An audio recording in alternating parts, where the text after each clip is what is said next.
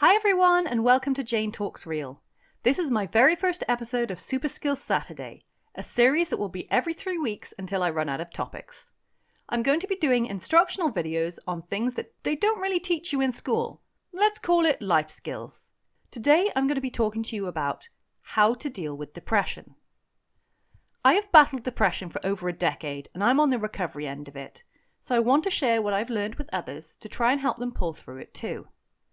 If you're suffering from depression and want some help, then you've made a big step just by clicking on this video. I know this video is quite long and you might be too fidgety or brain distracted to get through the whole thing, so I'll put up timestamps now if you want to look at specific areas.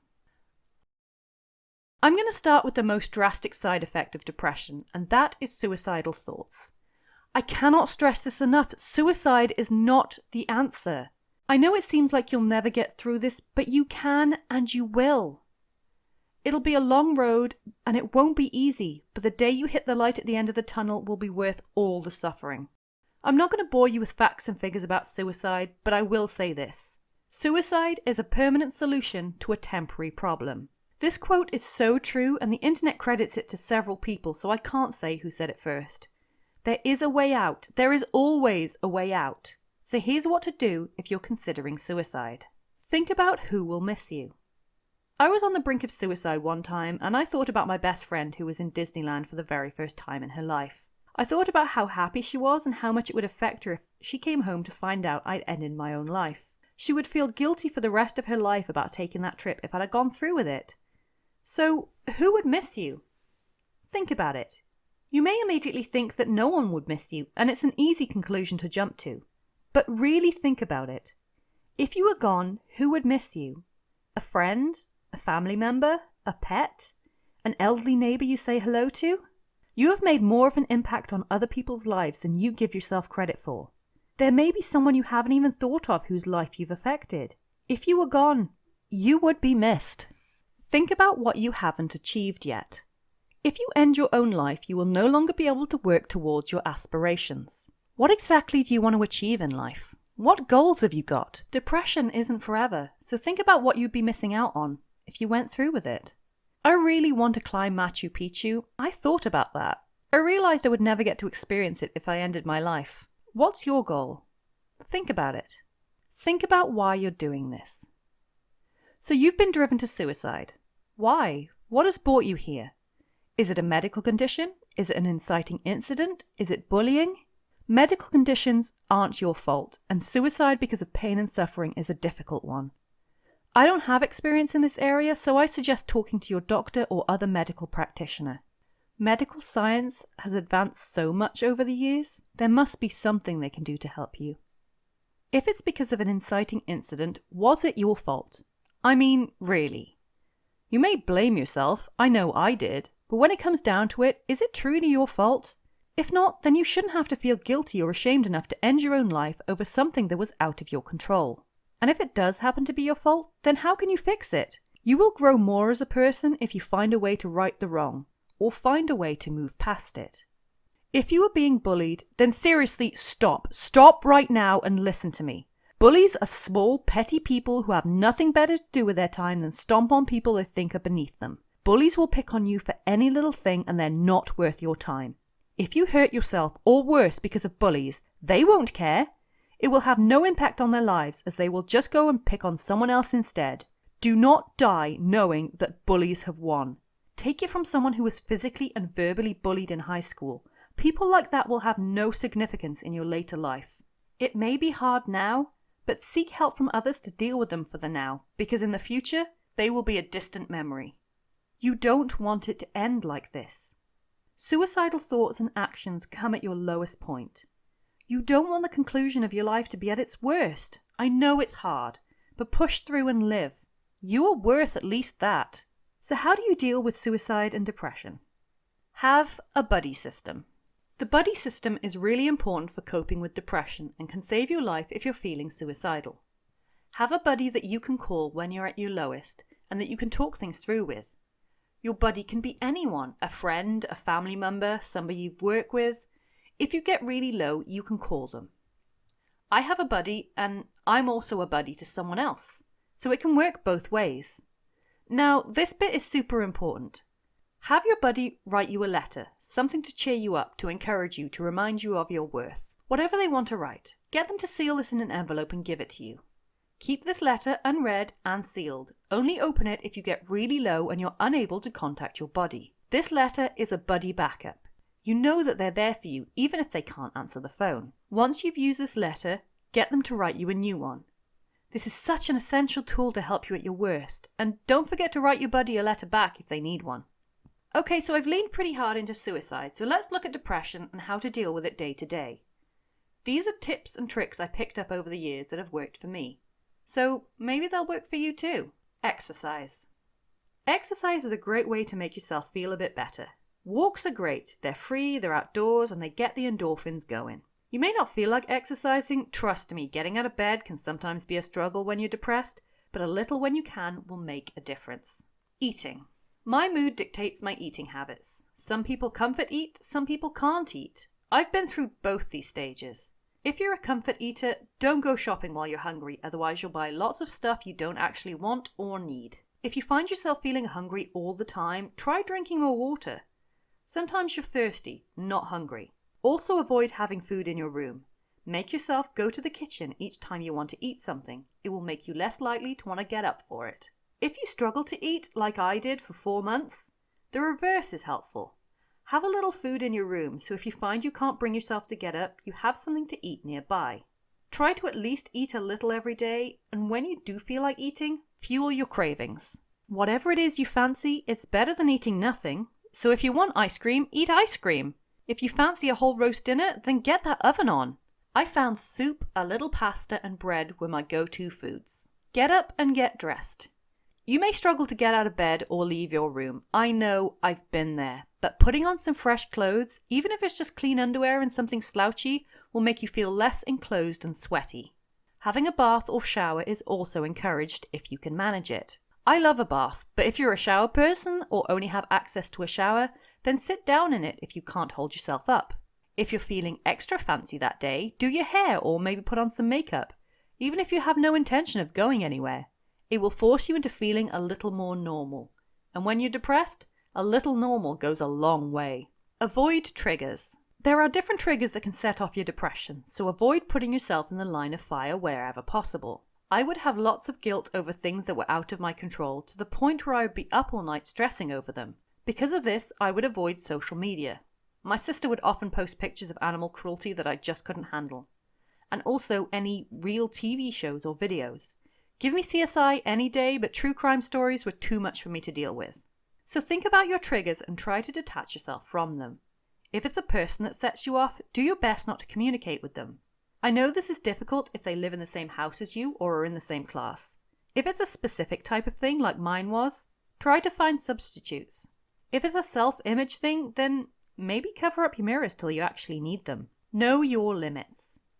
If you're not in the mood to do something and it can wait, then do it tomorrow. Forcing yourself to do certain tasks will make you worse and also not get the task done.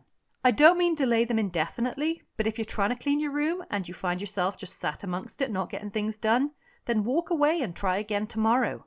Obviously some tasks need to be done, like caring for dependents or looking after pets, but don't force yourself into other areas. It will be counterproductive.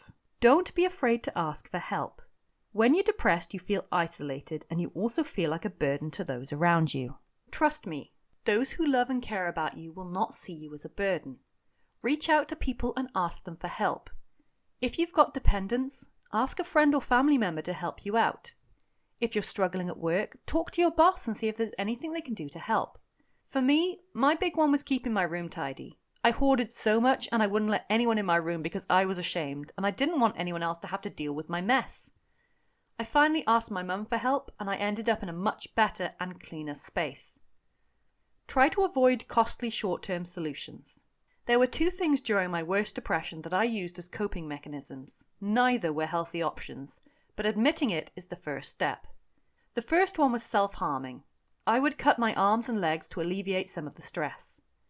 I wasn't trying to kill myself, I just got so angry I wanted to hurt those I felt were responsible for making me feel that way. But I wouldn't actually hurt anyone, so instead I hurt myself. People self-harm for a number of reasons. That was my main one, but it was also to make me feel something, to make me feel like I was alive. Because day after day, living in a blur makes you wonder if you actually exist anymore. I don't recommend self-harming. It's a very short-term solution and it's quite dangerous. Not just because of where you cut, but also your cuts could get infected if the blade isn't clean. On top of that, it can leave you with scars, which you have to explain to people in the future when you just want to put your past behind you. The other short-term solution I found was shopping. Oh man, one of my triggers is thinking about how much money I've wasted on stuff I don't need, so I won't dwell on it for too long, but internet shopping is the devil. You don't have to leave the house, people bring stuff to you, and there is no end to what you can get. You don't need a lot of stuff, you really don't, but there is something about getting packages and new stuff that briefly makes you feel better. You don't need to do it, it's a waste of money, you won't use most of it, and it will add to the clutter you already having trouble keeping tidy. I still occasionally fall into this trap, but try to stick to only buying things you actually need. If you have a hobby you really love, mine is photography and painting, then limit yourself to buying stuff for that. Or if you feel the need to shop, think about if it's someone's birthday coming up. Get their present instead. You still get a buzz of shopping, and it crosses off the list what you're going to buy for them. Assess your life. When you're depressed, everything is about the past or the present, and it's very hard to look to the future. Try to look at the bigger picture of life. What is going wrong with your life that you can actually change to better your future? Is there a negative person in your life you can cut out? You don't need a whole lot of friends, just one or two you really care about. So if there are those who are not important and just bring you down, cut them out. Are you in a toxic relationship? It's my firm belief that it's better to be out of a relationship than in the wrong one. Are you in a dead-end job you hate? I know jobs are not easy to get, but sometimes you just need that little push. Don't compare yourself to other people. I made the mistake of constantly comparing myself to my older sister and getting down that she'd accomplished more than me.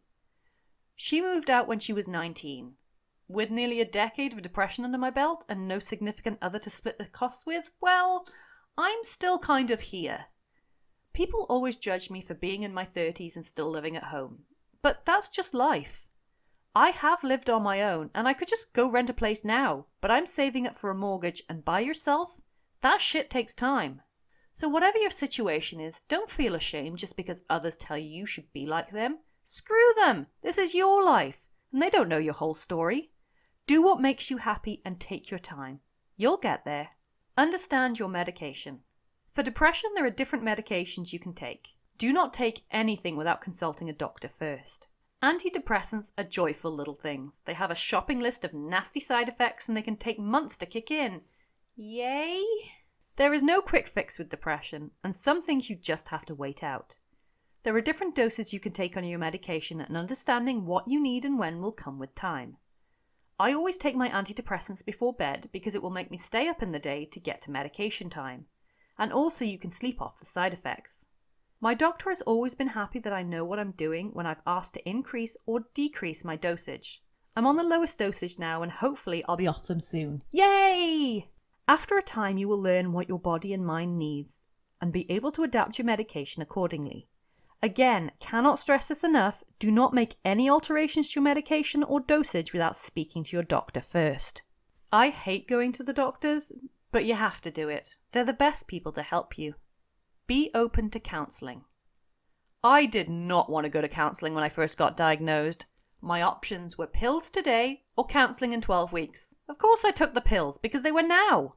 I wrote off counselling for a long time until I hit a really bad patch and I went back into the doctors and told them I would very much like to not be feeling like crap anymore, thank you.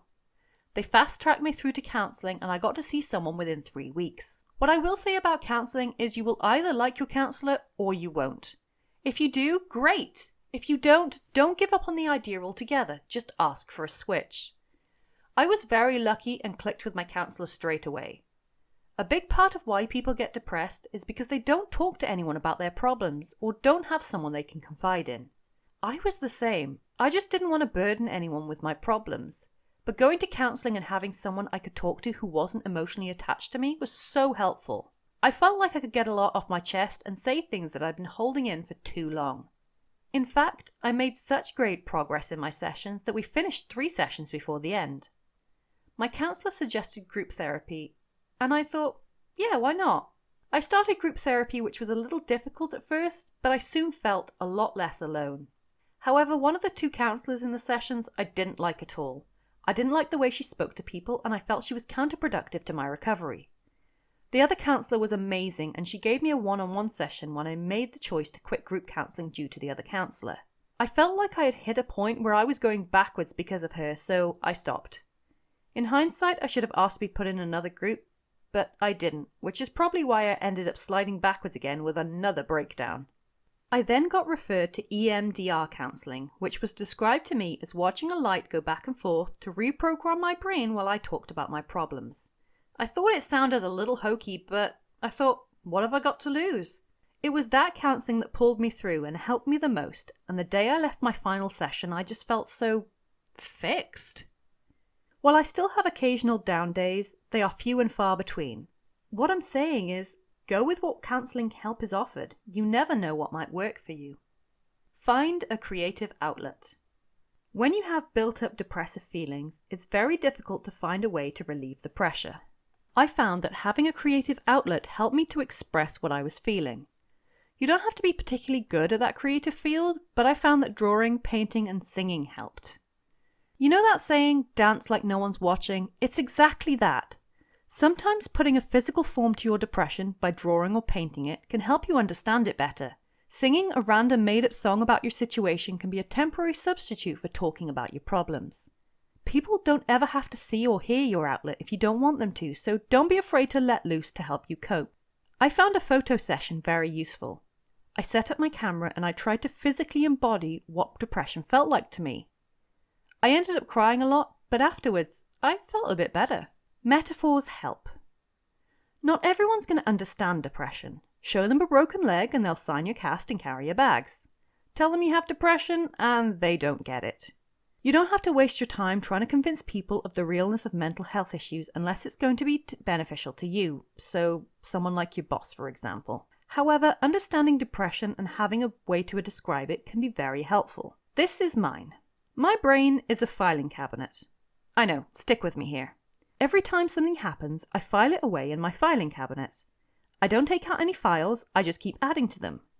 One day, my filing cabinet got so full, it broke entirely. Hello, mental breakdown. And then the files were scattered everywhere with no order and nowhere to put them. Only by building a new filing cabinet and only filing what I need could I start to recover.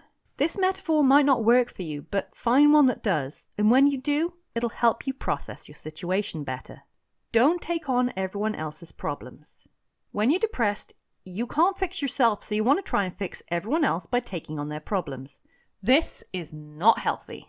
There is a difference between listening to someone's problems and giving them advice, and absorbing their problems so much you can't sleep because it feels like it's now your duty to solve it. I've got another metaphor for you, one that someone in group counselling told me. I ended up laughing for ages afterwards because it just made so much sense and helped me to understand what I was doing. So here goes. You have a monkey on your shoulder. But it's okay, everyone has a monkey on their shoulder. This monkey represents your problems. So you meet someone else with a monkey and their monkey jumps onto your shoulder too. You end up going from person to person collecting their monkeys, which makes their burden lighter, but makes yours so heavy you can't even stand up anymore and you end up covered in shit. So there you have it. Those are my tips and tricks for getting through depression. I really do hope you found this useful and it will help you with your own recovery journeys. While I'm not going to take on everyone's problems, gotta watch out for those monkeys, I am here if you have any questions or just need someone to talk to. You can use the comment section or I'm over on Twitter. My DMs are always open.